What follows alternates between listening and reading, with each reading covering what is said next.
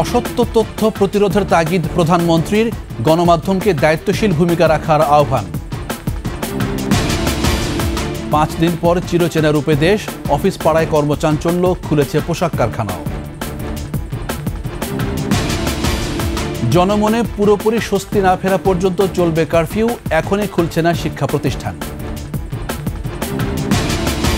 ক্ষয়ক্ষতি দেখে রাষ্ট্রদূতরা স্তম্ভিত, পাকিস্তানি তাণ্ডবকেও হার মানিয়েছে বললেন পররাষ্ট্রমন্ত্রী। দুর্নীতির মামলায় ডক্টর ইউনূসের বিচার চলবে, বাতিলের আবেদন হাইকোর্টে খারিজ।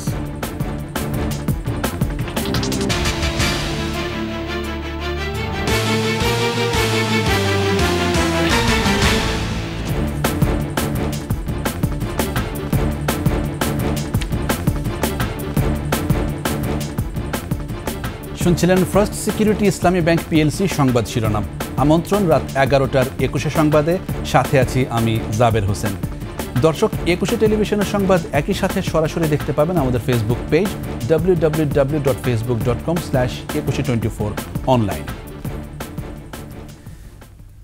যারা দেশের আর্থসামাজিক উন্নয়নকে ধ্বংস করেছে, গণমানুষের সম্পদ নষ্ট করেছে, তাদের বিরুদ্ধে জনগণকেই রুখে দাঁড়ানোর আহ্বান জানিয়েছেন প্রধানমন্ত্রী শেখ হাসিনা।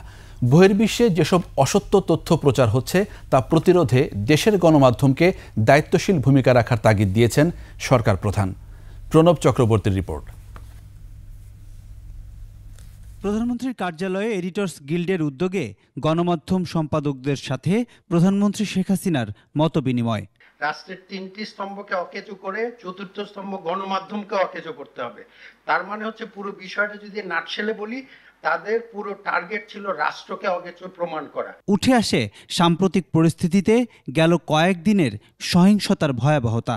আমাদের এখন দায়িত্ব হচ্ছে এই পুরো পরিস্থিতিটাকে মূল্যায়ন করে আমরা যেন একসঙ্গে একত্রিতভাবে একটা ঐক্যবদ্ধ ভূমিকা পালন করতে পারি। নেক্সট টাইম এই ধরনের ষড়যন্ত্র মোকাবেলা করার জন্য আমার মনে হয় আমাদের আত্মসমালোচনা এবং এগুলো একটু মূল্যায়ন করা দরকার। বক্তব্যে প্রধানমন্ত্রী বলেন, সব হারিয়ে দেশে ফিরে যে দেশের উন্নয়ন করতে চেয়েছিলেন তা নষ্ট করলো একটি চক্র।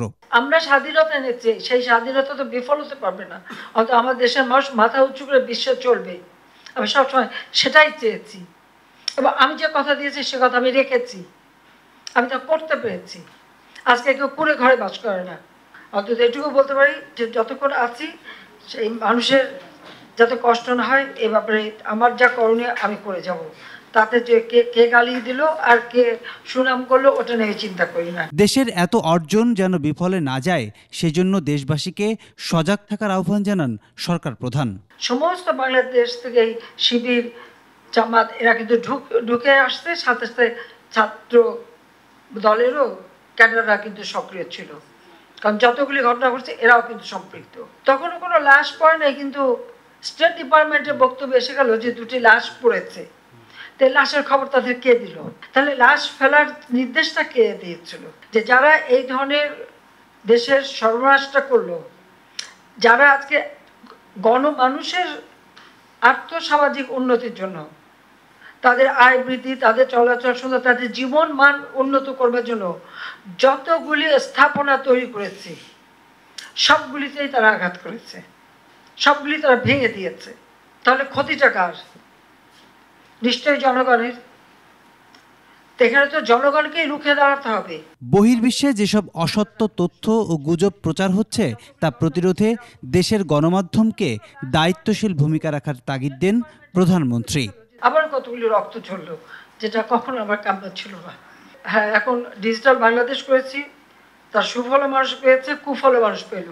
আপনাদের কাছে যার যতটুকু তথ্য দিয়ে আপনার এটা আপনাদেরকে ব্যাপকভাবে প্রচার করতে হবে, জনবার্তা সৃষ্টি করতে হবে এবং মানুষের সঠিক যে জানতে পারে সেইভাবে সংবাদগুলি পরিবেশন করা। প্রণব চক্রবর্তী, 21 টেলিভিশন, ঢাকা। টানা 5 দিন পর কর্মচঞ্চল রাজধানী ঢাকা। সকাল থেকে প্রায় সব রাস্তা ছিল যানবাহনের ঠাসা। যানজট উপেক্ষা করেই পৌঁছাতে হয় কর্মস্থলে। এদিন খুলেছে গাজীপুর ও নারায়ণগঞ্জের পোশাক কারখানাও। মানিক শিকদারের রিপোর্ট। কারফিউ শিথিলের পর থেকে দ্রুত পাল্টায় রাজধানীর চিত্র। কর্মজীবীরা স্ব কর্মস্থলে যেতে বের হন সকাল থেকেই। এখন মোটামুটি স্বাভাবিক আসতেছে, এটা আমাদের সব জনগণের জন্য খুব ভালো। কার্ফুটা উঠে দিলে আমাদের জন্য একটু ভালো হয়। আপাতত সীমিত আকারে সীমিত পরিসরে চালু করছে, আস্তে আস্তে একদম ফুল চালু করবে। আমার কাছে মনে হয় যে পারফেক্ট আছে। বেলা বাড়ার সাথে সাথে গণপরিবহন কম থাকা এবং তীব্র যানজটে বিপাকে পড়েন অফিসগামী যাত্রীরা। নির্দিষ্ট সময়ের মধ্যে বাসায় আসতে হবে, কাজ সারতে হবে, যার জন্য আরো জ্যামটা বেশি হয়ে গেছে। বাসের জন্য অপেক্ষা করতেছি। কমলাপুর একটা বাসে যায় এখান থেকে আয়াত। মেট্রো রেল বন্ধ থাকায় চরম ভোগান্তিতে উত্তরা মতিঝিলের যাত্রীরা। স্বপ্নের মেট্রো রেলে বর্বর হামলায় ক্ষুব্ধ তারা। মেট্রো রেলে যারা এই ঘটনাগুলো বা ক্ষতির শিকার করেছে, এটা একটা রাষ্ট্রীয় সম্পদের মধ্যে আঘাত এবং অনেক লোকের জীবিকার মধ্যে আঘাত। এরা যারা করছে এরা দেশের শত্রু, জনগণের শত্রু, এদের বিচারের আওতায় আসা উচিত। টানা 5 দিন বন্ধের পর বেলা 11টা থেকে শুরু হয় অফিস আদালত। ফিরেছে কর্মচাঞ্চল্য। অনেকদিন বসে থাকার পরে খুললো। বাসার ভিতরে বসে বোরিং ফিল করতেছি, আর অফিসের আসলে দৈনন্দিন সকল কর্মকাণ্ড আটকায় রয়েছে। ঢাকার বাইরেও অফিস ও কলকারখানা চালু হওয়ায় স্বস্তিতে সাধারণ মানুষ। সরকারে ভালোই করছে, খুশি আমরা সরকারি করতে। হ্যাঁ, অবশ্যই সরকারকে ধন্যবাদ জানাচ্ছি। থ্যাঙ্কস আমাদের গার্মেন্টসটা খোলার জন্য। গাবতলী, সায়েদাবাদ ও মহাখালী বাস টার্মিনালে যাত্রীর ভিড় থাকলেও দূরপাল্লার গাড়ি চলেছে কম। মানিক শিকদার, 21 টেলিভিশন, ঢাকা। এদিকে ব্যাংক, বিমা, আর্থিক প্রতিষ্ঠানগুলোতে আর্থিক লেনদেন সচলে স্বস্তিতে গ্রাহকরা। টাকা জমা উত্তোলনের পাশাপাশি এলসিও খোলেন ব্যবসায়ীরা। এদিকে স্বল্প সময়ের লেনদেনেও দরপতন হয় পুঁজিবাজারে। মেহেদী হাসানের রিপোর্ট। সবশেষ গত 18 জুলাই হয়েছিল ব্যাংকের লেনদেন। এরপর কোটা আন্দোলনকে ঘিরে দুষ্কৃতিকারীরা সহিংসতা করলে সাধারণ ছুটির আওতায় গত রোববার থেকে মঙ্গলবার পর্যন্ত বন্ধ রাখা হয় ব্যাংক। এমন লম্বা বিরতির জন্য প্রস্তুত ছিল না কেউই। টাকা জমা উত্তোলন করতে পারেননি গ্রাহকরা। তবে স্বাভাবিক পরিস্থিতি ফিরে আসায় বুধবার স্বল্প পরিসরে চালু হয়েছে ব্যাংকিং কার্যক্রম। স্বস্তি ফিরেছে মানুষের মাঝে। বাইরে কোনো সমস্যা এখন পর্যন্ত ফেস করি নাই, তো সব মিলে এখন কমফোর্টেবল আছে। ব্যাংকে যখন ফার্স্ট আওয়ারে আসলাম তখন দেখলাম আমাদের সার্ভারের প্রবলেম হচ্ছে, তো সেক্ষেত্রে কিছুদিন একটু বিড়ম্বনায় পড়তে হয়েছে। তো 1 আওয়ার পর আবার দেখলাম সার্ভার আসছে, তখন আর কি আমি টাকা উইথড্র করতে পেরেছি। ব্যাংক বন্ধ থাকায় আমদানি রপ্তানির কার্যক্রমও আটকে ছিল। ব্যাংক লেনদেন চালুর পর ঋণপত্র বা এলসি খোলা ও নিষ্পত্তি শুরু হয়েছে। আজকে ব্যাংকে আসছি, দেখি সাদা কিছু এলসি আমাদেরকে অথরাইজ করে দিয়েছে, আবার কিছু নিয়ে আসছি। চিটাগাং মাল পরে আছে, স্কিপ করতে পারি না, আজকে স্কিপ করার জন্য আসছি। 1 সপ্তাহ পর্যন্ত মাল ওখানে পরে আছে। এই সহিংসতা আমাদের অনেক ক্ষতি হইতেছে। এদিকে ব্যাংকের পাশাপাশি পুঁজিবাজারেও লেনদেন শুরু হয়েছে। তবে বুধবারও কমেছে বেশিরভাগ প্রতিষ্ঠানের দর। আসলে দেশের সার্বিক অবস্থা তো ভালো না থাকার প্রভাবটা মার্কেটের উপর সবসময় এর আগে পড়ছে, এখনো দেখা যাচ্ছে। আজকে তো সব প্যানিকড, মানুষের টাকা পয়সা নেই হাতে, মানুষ তো শেয়ার আসলে যে যেভাবে পারতেছে বিক্রি করতেছে। তবে প্রাতিষ্ঠানিক বিনিয়োগকারীরা বলছেন পুঁজিবাজারের লেনদেন চিত্র গত বেশ কিছুদিন ধরেই নেতিবাচক ছিল। শিগগিরই পরিস্থিতি স্বাভাবিক হবে বলে আশা করছেন তারা। আমাদের সেকেন্ডারি মার্কেটটা আসলে কি যে এটার পিছনে কিন্তু আসলে এটা অন্তত একটা আমরা সবাই জানি এটা সেন্সিটিভ মার্কেট, এবং এখানে বিভিন্ন যে কোনো ঘটনার দ্বারা এটা প্রভাবিত হয়। এটারই একটা আজকে আপনারা দেখতে পাচ্ছেন। তো আমি আশা করব যে এটা অচিরেই সবকিছু স্বাভাবিক হয়ে আসবে। বুধবার ঢাকা স্টক এক্সচেঞ্জে মোট লেনদেন হয়েছে 159 কোটি টাকা, আর সাধারণ সূচক কমেছে 95 পয়েন্ট। মেহেদী হাসান, 21 টেলিভিশন, ঢাকা। জনমনে পুরোপুরি স্বস্তি না ফেরা পর্যন্ত কারফিউ চলবে বলে জানিয়েছেন স্বরাষ্ট্রমন্ত্রী আসাদুজ্জামান খান। তবে আগামী 3-4 দিনের মধ্যে সবকিছু নিয়ন্ত্রণে আসবে বলেও আশাবাদী মন্ত্রী। আর শিক্ষামন্ত্রী মহিবুল হাসান চৌধুরী জানিয়েছেন, শিক্ষা প্রতিষ্ঠান খুলে দেওয়ার মতো স্বাভাবিক পরিস্থিতি এখনও তৈরি হয়নি। বিস্তারিত জানাচ্ছেন ফারজানা শোভা। কোটা সংস্কার আন্দোলনে ভর করে ঘটে যাওয়া সহিংসতা অনেকটা নিয়ন্ত্রণে আসায় 5 দিন পর খুলেছে সচিবালয়। দায়িত্ব পালনে গিয়ে দুর্বৃত্তদের হামলায় নিহত 3 জন পুলিশ ও 1 জন আনসার সদস্যের পরিবারের সঙ্গে সকালে মন্ত্রণালয়ে সাক্ষাৎ করেন স্বরাষ্ট্রমন্ত্রী আসাদুজ্জামান খান কামাল। নিহতদের প্রত্যেক পরিবারকে সরকারের দেয়া 2 লাখ টাকা নগদ ও 8 লাখ টাকার সঞ্চয়পত্র এবং পুলিশের পক্ষ থেকে 5 লাখ টাকার চেক হস্তান্তর করেন তিনি। পরে সাংবাদিকদের স্বরাষ্ট্রমন্ত্রী বলেন, যে কোনো পরিস্থিতিতে জনগণের পাশে আছে সরকার, খুব দ্রুত স্বাভাবিক অবস্থায় ফেরারও আশ্বাস তার। আমরা আশা করি এই যে মানে জঙ্গির উত্থান, এই সন্ত্রাসীদের উত্থান এবং বিএনপি জামাতের এই চক্র আমরা মানে ইতিমধ্যেই আমরা কন্ট্রোল করে নিয়ে আসছি। আমরা আগামী 2-4 দিনের মধ্যে আমরা আশা করি এগুলি সবই কন্ট্রোল করে নিয়ে আসব, কারণ দেশের মানুষ এটা পছন্দ করছে না। সেনাবাহিনী কাজ শেষ হলে দেশে যখন পরিবেশ ঠিক হয়ে যাবে, সেনাবাহিনী তাদের কাজে চলে যাবে এবং কারফিউ এবং আবারও মানে কারফিউ উইথড্র হবে এবং জনজীবন আবারও স্বাভাবিক গতিতে চলবে। আমরা যত তাড়াতাড়ি পারি সেটি ব্যবস্থা করার জন্য আমরা কাজ করছি। স্বরাষ্ট্রমন্ত্রী বলেন, সহিংসতা ও হতাহতের ঘটনায় বেশ কিছু মামলা হয়েছে, তবে নিহতের সংখ্যা এখনই সুনির্দিষ্ট করে বলা সম্ভব নয়। সবাইকে চিহ্নিত করব। আমরা তো বলেছি এই ধরনের অরাজকতা আমরা মানে যাতে বন্ধ হয় তার ব্যবস্থা করব। আমরা সবাইকে চিহ্নিত করে তাদেরকে আইনের সম্মুখে আইন অনুযায়ী তাদের বিচার অবশ্যই হবে। পুলিশের এবং আনসারের 4 জন মারা গিয়েছে, এটা আমরা সুনিশ্চিত। আমাদের পুলিশ ফায়ার ওপেন করার পরে কয়জন ইন্তেকাল করছে আমাদের জানা এই মুহূর্তে আমরা হিসাব দিতে পারবো না। কাজেই মামলা কয়টা হবে, কখন হবে, কিভাবে হবে সেগুলি আমরা বলতে পারছি না।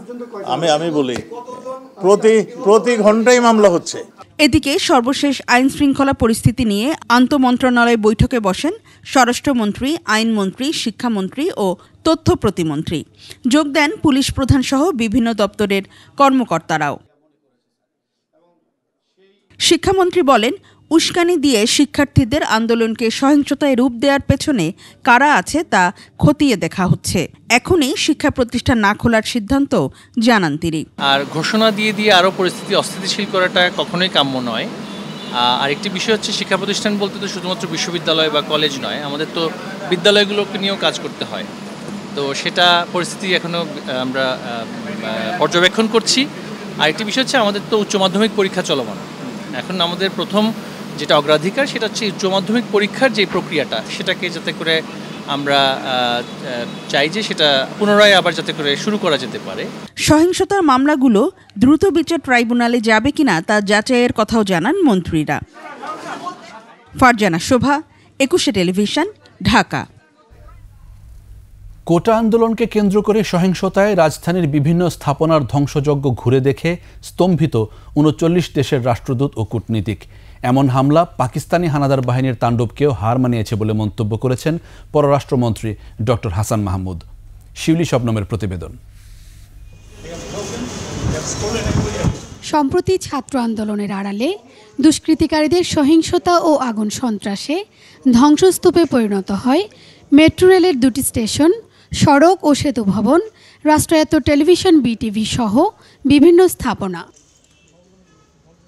পররাষ্ট্রমন্ত্রী ডক্টর হাসান মাহমুদের সঙ্গে এসব ক্ষয়ক্ষতি ও ধ্বংসযজ্ঞ পরিদর্শন করেন বিভিন্ন দেশের রাষ্ট্রদূত ও কূটনীতিকরা। পরিদর্শন শেষে রাষ্ট্রীয় অতিথি ভবন পদ্মায় সংবাদ সম্মেলন করেন পররাষ্ট্রমন্ত্রী। বলেন, কোটা আন্দোলনকে ঘিরে স্বাধীনতা বিরোধী বিএনপি জামায়াত চক্র বিদেশি ও পাকিস্তানপন্থীদের সহায়তা নিয়ে আন্দোলন বিক্ষোভ সহ গুজব ছড়িয়েছে।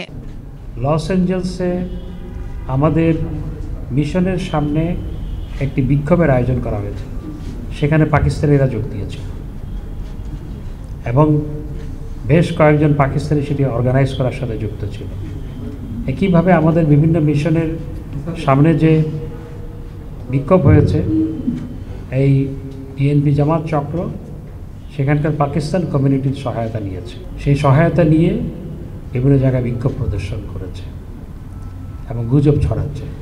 রাষ্ট্রের ওপর এমন হামলা ও ধ্বংসযজ্ঞ দেখে বিদেশিরা স্তম্ভিত হন, লজ্জা ও দুঃখ প্রকাশ করেন বলে জানান মন্ত্রী। পাকিস্তানি হানাদার বাহিনীও কিন্তু আমাদের টেলিভিশন চ্যানেল জ্বালিয়ে দেয়নি, কিন্তু তারা জ্বালিয়ে দিয়েছে। পাকিস্তানি হানাদার বাহিনী যেভাবে মানুষের ঘরবাড়ি পুড়িয়েছে, তারা একই কায়দায় তারা মানুষের সম্পত্তি পুড়িয়েছে, রাষ্ট্রের সম্পত্তি পুড়িয়েছে, ঘরবাড়ি পুড়িয়েছে। আরব আমিরাত বাংলাদেশ থেকে শ্রমিক নেওয়া বন্ধ করেছে। কোনো কোনো গণমাধ্যমের এমন সংবাদ প্রচারকে গুজব বলেও নিশ্চিত করেন পররাষ্ট্রমন্ত্রী। আমরা আরব আমিরাতের অ্যাম্বাসেডরের সাথে আমাদের ডিজি কথা বলেছে, একটু আগেও কথা বলেছে এবং তারা জানিয়েছে এই ধরনের কোনো সিদ্ধান্ত তারা নেয়নি। শিউলি শবনম, 21 টেলিভিশন, ঢাকা। শুধু রাজধানীতেই পুলিশের ৮০টি স্থাপনায় হামলা চালায় বিএনপি জামায়াত। এসব ঘটনায় মামলা হয়েছে ১৫৪টি। এখন পর্যন্ত গ্রেফতার ১৭৫৮ জন। ঢাকা মহানগর পুলিশ এসব তথ্য জানিয়েছে। এদিকে নরসিংদী কারাগার ভেঙে আসামি পালিয়ে যাওয়ার ঘটনায় জঙ্গি সম্পৃক্ততা থাকতে পারে বলে জানিয়েছে counter terrorism and transnational crime unit CTTC. বিস্তারিত জানাচ্ছেন আহমদ বাবু। বিএনপি জামাতের সন্ত্রাসী হামলায় আহত হয়েছেন ৬৯ জন পুলিশ সদস্য। রাজধানীর বিভিন্ন থানা, ফাঁড়ি ও পুলিশ বক্সে হামলা চালিয়ে তাদের আহত করা হয়। আহতদের অবস্থা আশঙ্কাজনক। সন্ত্রাসী হামলায় শুধু পুলিশ টার্গেট হয়নি, তাদের সম্পদও ক্ষতি করা হয়েছে, জানালেন ডিএমপির যুগ্ম কমিশনার। এসবের নেপথ্যে কারা তাও জানান তিনি। এই বিএনপি এবং জামাতের চিহ্নিত সন্ত্রাসীরা তারা এই ঘটনার সঙ্গে প্রত্যক্ষভাবে তারা এখানে অংশগ্রহণ করেছে, মদত দিয়েছে, বিনিয়োগ করেছে এবং ধ্বংসলীলা চালানোর জন্য তারা নির্দেশ দিয়েছে। কাজে তাদের অনেক তথ্য আমরা পেয়েছি এবং আরও পাচ্ছি এবং অসংখ্যজন আমাদের কাছে কিন্তু রিমান্ডে রয়েছে। আমাদের ডিটেকটিভ ব্রাঞ্চের কাছে তারা কিন্তু রিমান্ডে রয়েছে। তারা কিন্তু গুরুত্বপূর্ণ তথ্য সরবরাহ করছে। হামলার ঘটনায় জড়িতদের বিরুদ্ধে মামলা হয়েছে, তাদের গ্রেপ্তার করা হচ্ছে বলেও জানান ডিএমপির এই কর্মকর্তা। ১৫৪টি মামলা দায়ের করা হয়েছে। যারা প্রকৃত সন্ত্রাসী, আমি বলছি যারা এক্সিকিউশনে ছিল, যারা প্ল্যানিংয়ে ছিল, এই সন্ত্রাসীদেরকে বিন্দুমাত্র ছাড় দেওয়া হবে না এবং তাদেরকে যেখানে পাওয়া যায় সেখান থেকে ধরে এনে আইনের কাঠগড়ায় দাঁড় করানোর জন্য আমরা বদ্ধপরিকর। এদিকে নরসিংদীর কারাগার থেকে পালিয়ে যাওয়া ২ জঙ্গিকে গ্রেপ্তারের তথ্য জানিয়েছে কাউন্টার টেরোরিজম ইউনিট। এই গ্রেপ্তারের বিষয়ে ডিএমপি মিডিয়া সেন্টারে সংবাদ সম্মেলন হয়। মৌসুমী ওরফে মৌ এবং খাদিজা পারভিন মেঘলা ওরফে মেঘনা, এই দুইজনের অবস্থান আমরা জানতে পেরে শনাক্ত করে আমাদের সিটি ইন্টেল টিম আজকে ভোরে তাদেরকে মিরপুর এলাকা থেকে গ্রেপ্তার করে।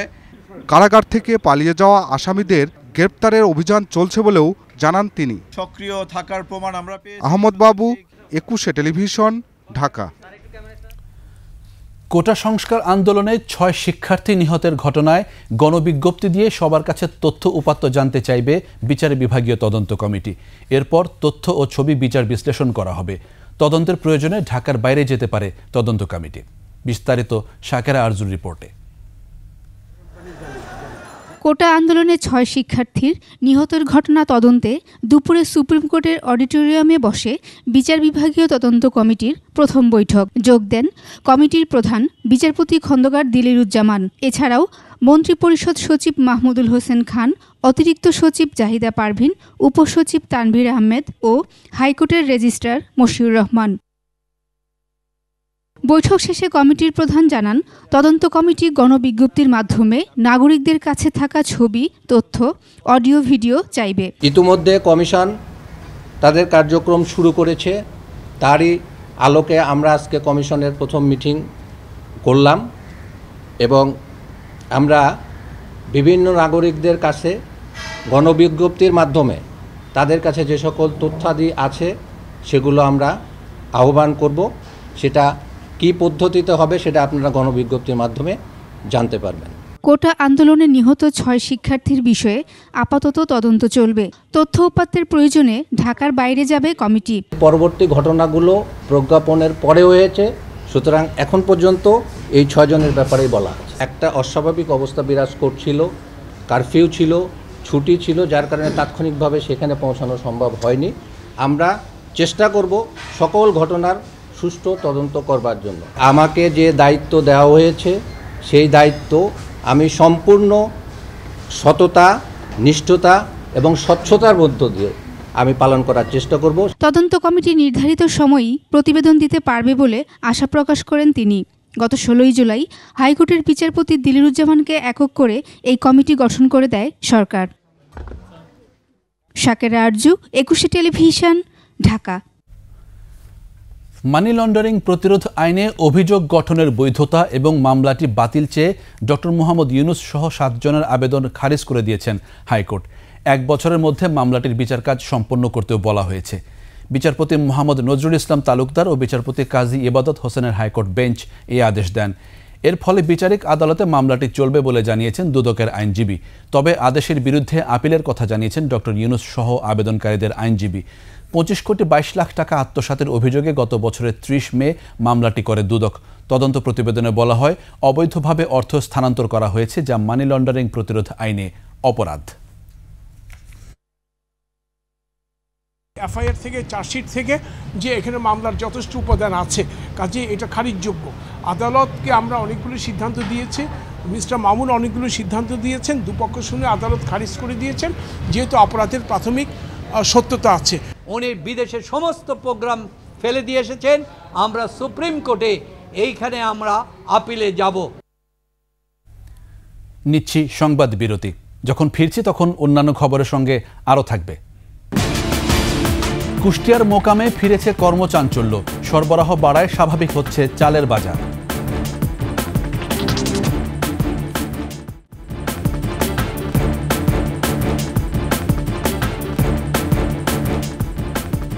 আবারও আমন্ত্রণ রাত 11টার 21 সংবাদে। মালয়েশিয়াকে বাংলাদেশে তাদের পেরোডুয়া ব্র্যান্ডের গাড়ি তৈরির কারখানা স্থাপনের আমন্ত্রণ জানিয়েছেন প্রধানমন্ত্রী শেখ হাসিনা।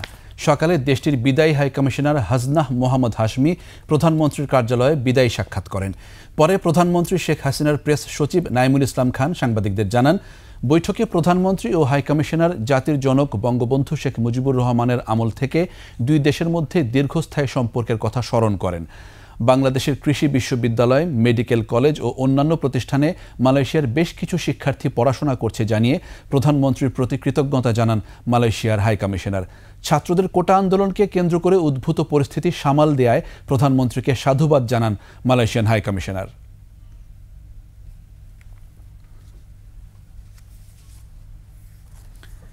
রাতের মধ্যেই পুরোদমে চালু হচ্ছে ব্রডব্যান্ড ইন্টারনেট।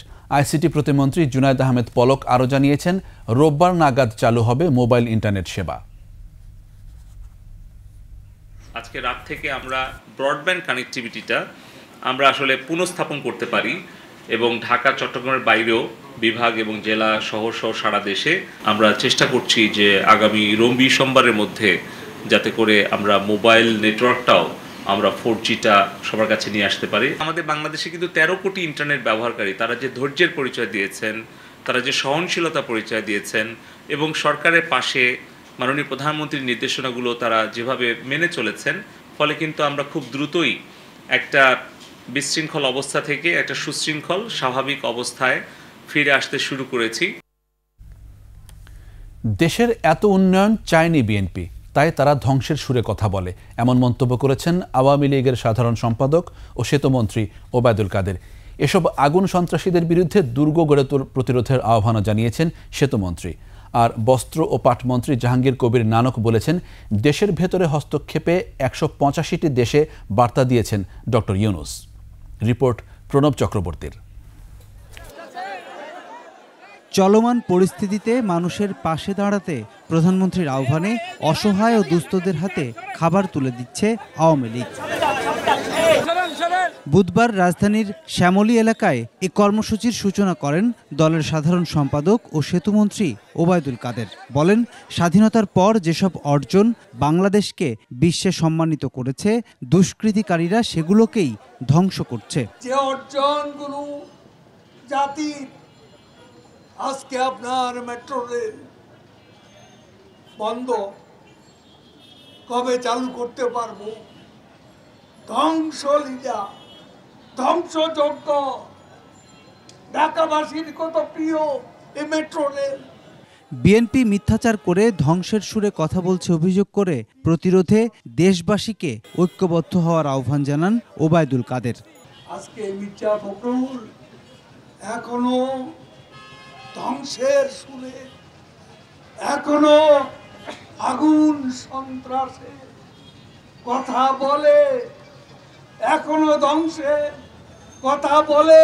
এই তাণ্ডবের বিরুদ্ধে ঐক্যবদ্ধ প্রতিরোধের কোনো বিকল্প, পাড়ায়, মহল্লায়, ওয়ার্ডে ওয়ার্ডে সর্বত্র শেখ হাসিনার ডাকে দুর্ভেদ্য দুর্গ গড়ে তুলুন। মোহাম্মদপুর টাউন হল এলাকায় তৈরি খাবার বিতরণ করেন স্থানীয় আওয়ামী লীগের সভাপতিমণ্ডলীর সদস্য বস্ত্র ও পাটমন্ত্রী জাহাঙ্গীর কবির নানক। তার অভিযোগ, বিএনপি জামায়াতের হামলার সুযোগ নিয়ে দেশবিরোধী অপকর্ম করছেন ডক্টর ইউনূস।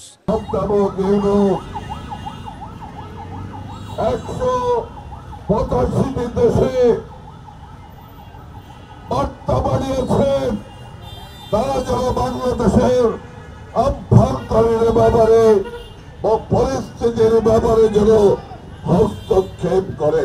আপনি প্রমাণ করলেন যে বাংলাদেশকে আপনি মেনে নিতে পারেন না। এদিকে বিআরটিএ এবং সেতু ভবনে দুষ্কৃতিকারীদের ন্যাক্কারজনক হামলায় ক্ষয়ক্ষতি দেখতে গিয়ে বিস্ময় প্রকাশ করেন ওবায়দুল কাদের।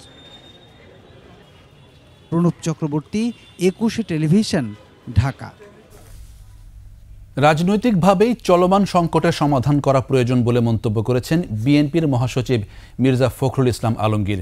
রাজধানীর গুলশানে বিএনপি চেয়ারপারসনের রাজনৈতিক কার্যালয়ে সংবাদ সম্মেলনে ফখরুল বলেন, কারফিউ দিয়ে আন্দোলন দমানো যাবে না। সারা দেশে বিএনপির 2000-এরও বেশি নেতাকর্মী গ্রেফতার হয়েছেন বলে অভিযোগ তোলেন বিএনপি মহাসচিব। বিএনপিকে হেয় প্রতিপন্ন করতে নানা অপপ্রচার চালানো হচ্ছে, যা সম্পূর্ণ মিথ্যা, এমন মন্তব্য করেন ফখরুল।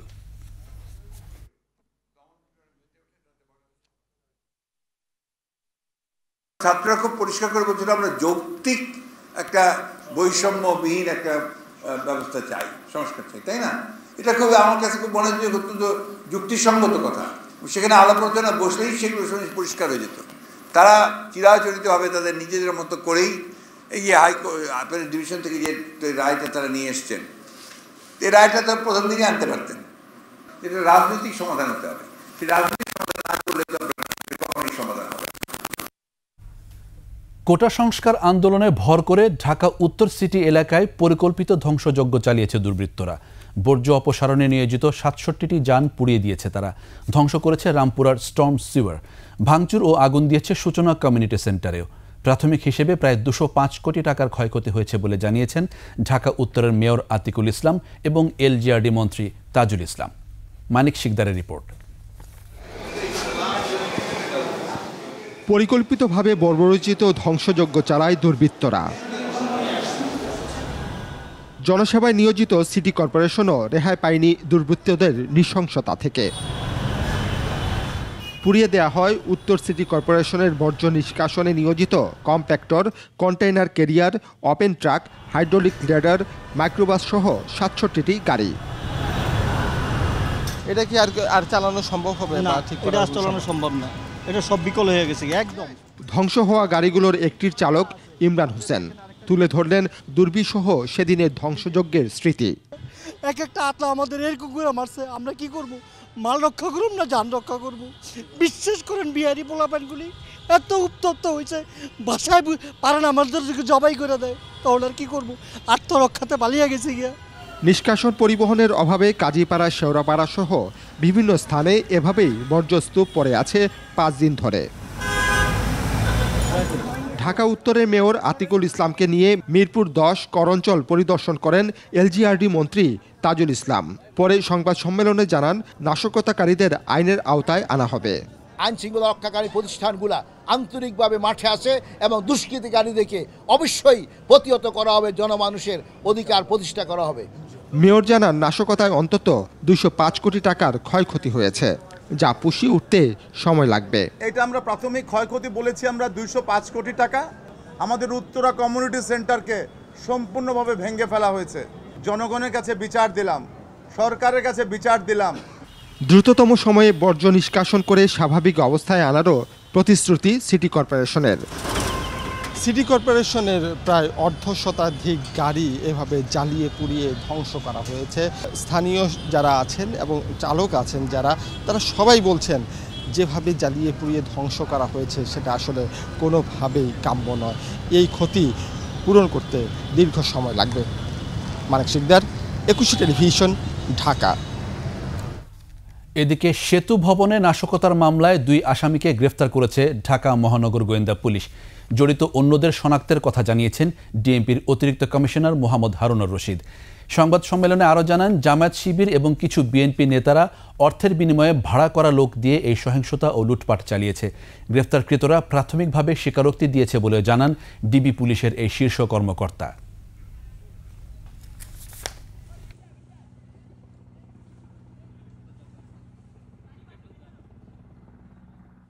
তারা মহাখালীতে যে সেতু ভবনে তারা ইট ক্যাপিটাল নিকু পরবর্তীতে অগ্নির সংযোগ করে সেতু ভবনের আগুন জ্বালিয়ে পুড়িয়ে দেয় এবং সেখান থেকে মালামাল লুট করে নিয়ে যায়।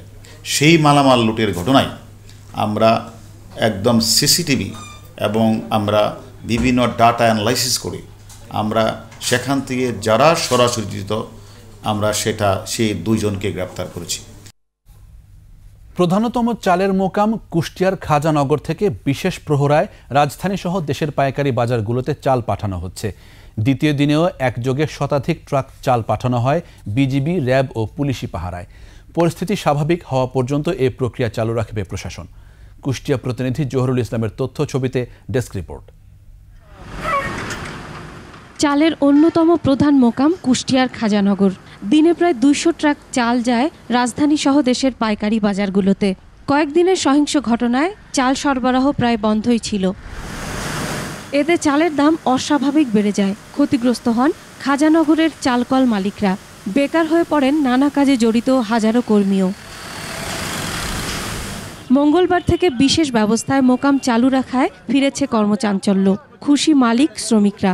আমাদের ডিসি এবং পুলিশ প্রশাসনের মাধ্যমে এসপি সাহেব এবং 2 জনের সহযোগিতায় আমরা আজকে র্যাব, আর্মি, পুলিশ দিয়ে আমাদের চাউলটা ঢাকা সহ বিভিন্ন দেশে প্রান্তে পাঠাচ্ছে। 7 দিনের দিন আজকে বেরোচ্ছি, মনে করেন যে এই অবরোধের কারণে যাইতে পারিনি। আজকে পুলিশ প্রোটেকশনের কারণে আমাদেরকে নিয়ে যাচ্ছে। ঢাকায়, বরিশাল, তার ফরিদপুর, বিভিন্ন জায়গায়। এমপি মহোদয় মনে করেন যে সুন্দর একটা ভালো একটা পরিবেশ করছে, সেই পরিবেশ অনুযায়ী মনে করেন যে আমাদের গাড়ি ঘোড়া চলবে।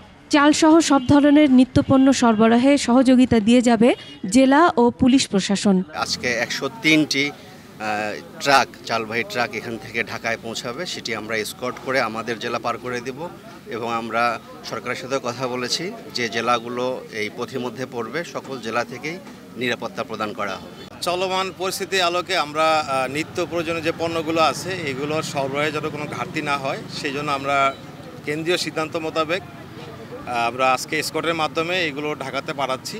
এই প্রক্রিয়ায় চালের বাজার স্বাভাবিক হয়ে আসছে বলেও জানান সংশ্লিষ্টরা।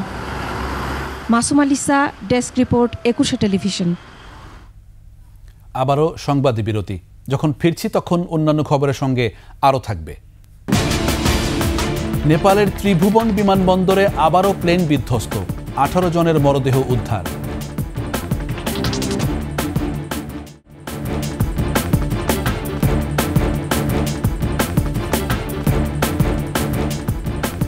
দেখছেন রাত 11টার 21 সংবাদ।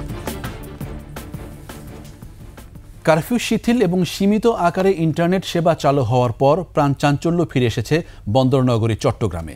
বেড়েছে পণ্যবাহী যান চলাচল।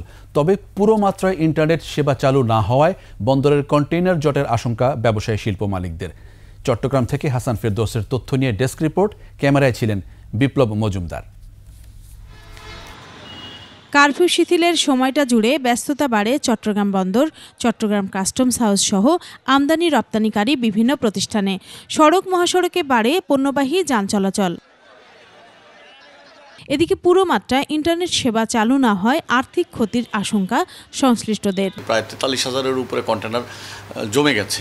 এই কন্টেনারের স্তূপগুলো যদি কোনো কারণে ডেলিভারি যদি সঠিকভাবে যদি দ্রুত যদি চালু না হয় তাহলে কিন্তু চট্টগ্রাম বন্দর এক সময় কিন্তু তার যে ধারণ ক্ষমতা তার বাইরে চলে গেলে কিন্তু বন্দরের কার্যক্রম বিঘ্ন ঘটার সম্ভাবনা আছে।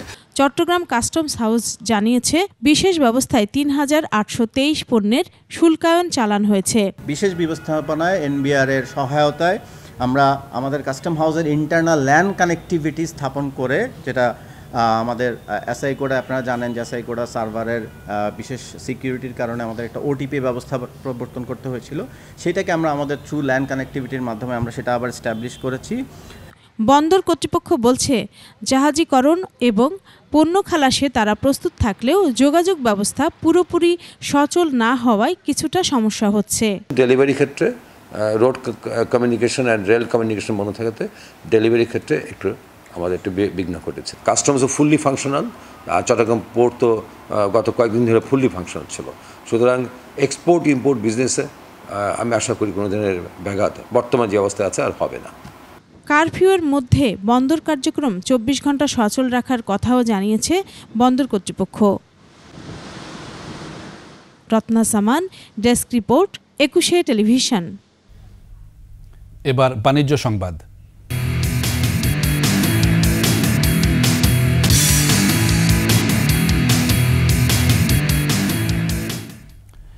দেশের সাম্প্রতিক পরিস্থিতির কারণে ক্রেডিট কার্ডের বকেয়া বিল, ঋণের বকেয়া ও বিভিন্ন সঞ্চয়ী স্কিমের কিস্তি পরিশোধে বাড়তি সুদ না নিতে ব্যাংক ও আর্থিক প্রতিষ্ঠানগুলোকে নির্দেশনা দিয়েছে বাংলাদেশ ব্যাংক।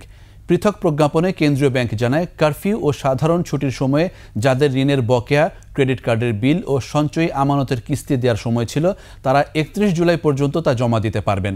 18 থেকে 25 জুলাই সময়ে প্রদেয় কিস্তির জন্য ব্যাংক ও আর্থিক প্রতিষ্ঠানগুলো কোনো ধরনের বাড়তি সুদ, জরিমানা, বিলম্ব মাশুল আদায় করতে পারবে না। এই সময় কিস্তির টাকা দিতে ব্যর্থ হলে কোনো সঞ্চয় স্কিম বাতিলও করা যাবে না।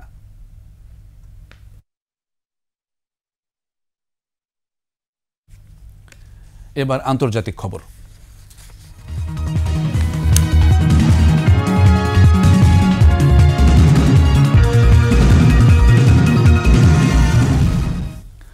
নেপালের রাজধানী কাঠমান্ডুর ত্রিভুবন আন্তর্জাতিক বিমানবন্দরে প্লেন বিধ্বস্তে নিহতের সংখ্যা বেড়ে দাঁড়িয়েছে 18 জনে। ফ্লাইটটির পাইলট ছাড়া মারা গেছেন অন্য সব আরোহী। দুর্ঘটনার কারণ জানতে তদন্তের কথা জানিয়েছে বিমানবন্দর কর্তৃপক্ষ। আশরাফ শুভর রিপোর্ট। 19 জন আরোহী নিয়ে বুধবার সকালে নেপালের ত্রিভুবন বিমানবন্দর থেকে পোখরা নগরীতে যাওয়ার কথা ছিল সৌর্য এয়ারলাইন্সের এই ছোট্ট উড়োজাহাজটির, কিন্তু উড্ডয়নের সময় রানওয়েতে কাত হয়ে মুহূর্তেই আগুন ধরে যায় সেটিতে। দমকল কর্মীরা আগুন নেভাতে সক্ষম হলেও জীবিত উদ্ধার করা যায়নি প্লেনটির ক্যাপ্টেন ছাড়া আর কাউকেই। এয়ারলাইন্সটির কর্মকর্তারা জানান, কারিগরি রক্ষণাবেক্ষণ সংক্রান্ত পরীক্ষা নিরীক্ষা করতেই পোখরা যাচ্ছিল প্লেনটি, তাই শুধু ক্রু এবং কারিগরি কর্মীরাই ছিলেন প্লেনটিতে। বেঁচে ফেরা পাইলট চোখে গুরুতর আঘাত নিয়ে হাসপাতালে চিকিৎসাধীন। বিশ্বজুড়ে ঝুঁকিপূর্ণ বিমানবন্দরের একটি ত্রিভুবন। পাহাড়ে ঘেরা বিমানবন্দরটিতে গত বছর ইয়েতি এয়ারলাইন্সের ফ্লাইট দুর্ঘটনায় নিহত হন 72 জন। 2018 সালে ইউএস বাংলা এয়ারলাইন্সের প্লেন বিধ্বস্তে প্রাণ হারান 51 জন। আশরাফ শুভ, ডেস্ক রিপোর্ট, 21 টেলিভিশন। প্রথম নির্বাচনী সমাবেশেই প্রতিদ্বন্দ্বী রিপাবলিকান প্রার্থী ডোনাল্ড ট্রাম্পকে তুলোধুনো করলেন ডেমোক্র্যাট প্রার্থী কমলা হ্যারিস। প্রায় 3000 মানুষের সমাবেশে ট্রাম্পকে প্রতারক এবং দোষী সাব্যস্ত আসামি আখ্যা দেন মার্কিন ভাইস প্রেসিডেন্ট। এর আগে কমলাকে ইঙ্গিত করে সামাজিক মাধ্যমে ট্রাম্প লিখেছিলেন, তিনি যাহাই স্পর্শ করেন তাহাই ধ্বংস হয়ে যায়। কমলার নির্বাচনী তহবিল নিয়ে নির্বাচন কমিশনে অভিযোগও করেছেন রিপাবলিকানরা। তাদের দাবি, আইনত প্রেসিডেন্ট বাইডেনের নির্বাচনী তহবিলের নিয়ন্ত্রণ নিতে পারেন না কমলা হ্যারিস। এর জবাবে স্থানীয় সময় মঙ্গলবার উইসকনসিনের সমাবেশে তুলেন ট্রাম্পের বিরুদ্ধে পাল্টা অভিযোগ। এদিকে রয়টার্সের জনমত জরিপ অনুসারে নির্বাচনে রিপাবলিকান প্রার্থী ডোনাল্ড ট্রাম্পের চেয়ে এগিয়ে ডেমোক্রেটিক প্রার্থী কমলা হ্যারিস। প্রতিবেদনে দেখা যায় ট্রাম্পের চেয়ে 2% পয়েন্ট এগিয়ে কমলা।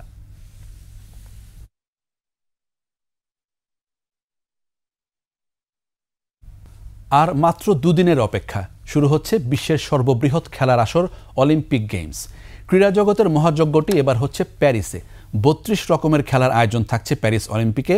যুক্ত হচ্ছে নতুন কিছু গেমস, সেই সাথে গেল আসর থেকে বাদও পড়েছে কয়েকটি গেমস। আর ফিরিয়ে আনা হয়েছে পুরাতন কিছু খেলা। এমন উল্লেখযোগ্য কিছু গেমসের খবর ডেস্ক রিপোর্টে। ব্রেক বা ব্রেকিং এই শব্দটি পরিচিতি পায় বিভিন্নভাবে। এর সাথে ডান্স যুক্ত করলে চোখে ভাসে দুর্দান্ত শারীরিক ক্রিয়াশৈলী। এটি যদি হয় খেলার অংশ, তবে তো ভাবাই যায় না কেমন হতে যাচ্ছে সেই প্রতিযোগিতা। বাস্তবেও আসলে তেমনটাই হচ্ছে এবার অলিম্পিক গেমসে। প্যারিস অলিম্পিকে এই ইভেন্টটির নাম দেওয়া হয়েছে ব্রেকিং। শারীরিক কসরতের পাশাপাশি ছন্দের মেলবন্ধনে নজর কাড়তে পারলেই মিলবে স্বর্ণপদক। ব্রেক ডান্সের মতো প্রথমবার অলিম্পিকে যুক্ত হচ্ছে কায়াক ক্রস নামে একটি খেলা। পানির মধ্যে এই খেলায় একসাথে প্রতিদ্বন্দ্বিতা করবে 4 জন। ছোট নৌকা নিয়ে হবে এই প্রতিযোগিতা। খেলা হবে পুরুষ ও মহিলা 2 বিভাগেই। ইংল্যান্ড ও অস্ট্রেলিয়ায় এই খেলার প্রচলন রয়েছে, তাই এই ইভেন্টে সোনার হরিণ তো তারাই পাচ্ছে, এমনটাই ভাবছেন অনেকেই। এবার দ্বিতীয়বারের মতো হতে যাচ্ছে 4টি ইভেন্ট। সেগুলো হলো surfing, skateboarding, sports climbing, 3x3 basketball. এর সবগুলো খেলাই প্রথমবার হয়েছিল গত টোকিও অলিম্পিকে। এছাড়া এবার পরিবর্তন এসেছে 7টি খেলায়। অটিস্টিক সাঁতার এতদিন শুধু মহিলারা খেললেও এবার সুযোগ পাচ্ছেন পুরুষেরাও। মহিলাদের একটি বিভাগে যুক্ত হচ্ছে বক্সিং। এবার নতুন 2টি ইভেন্ট হবে রেসলিংয়েও। শুটিং, ভারোত্তোলন, ভলিবল ও অ্যাথলেটিক্সেও পরিবর্তন আনা হয়েছে প্যারিস অলিম্পিকে। এদিকে নতুন এত সব আয়োজনের পাশাপাশি বাদ পড়ারও খবর দিয়েছে প্যারিস অলিম্পিক। এবার থাকছে না ভারোত্তোলনের 4টি ইভেন্ট, দেখা মিলবে না বেসবল ও কারাতের। আকাশুজ্জামান, স্পোর্টস ডেস্ক, 21 টেলিভিশন। শেষ করছি রাত 11টার 21 সংবাদ। যাবার আগে ফার্স্ট সিকিউরিটি ইসলামী ব্যাংক পিএলসি সংবাদ শিরোনামগুলো আরও একবার। অসত্য তথ্য প্রতিরোধের তাগিদ প্রধানমন্ত্রীর, গণমাধ্যমকে দায়িত্বশীল ভূমিকা রাখার আহ্বান।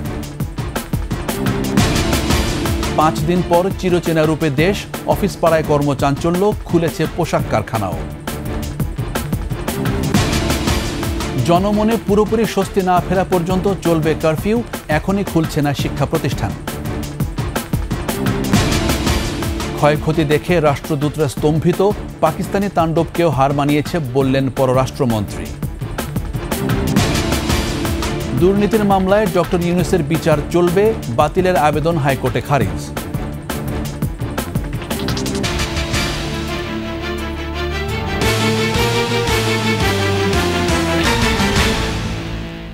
একুশে টেলিভিশনের সর্বশেষ সংবাদ জানতে ডায়াল করুন 2021 নম্বরে, আর ভিজিট করুন 21-tv.com এই ওয়েবসাইট। এছাড়া ফেসবুকে ভিজিট করতে পারেন www.facebook.com/2124 অনলাইনে। এতক্ষণ সঙ্গে থাকার জন্য ধন্যবাদ। পরবর্তী সংবাদ রাত 1টায় দেখার আমন্ত্রণ রইল।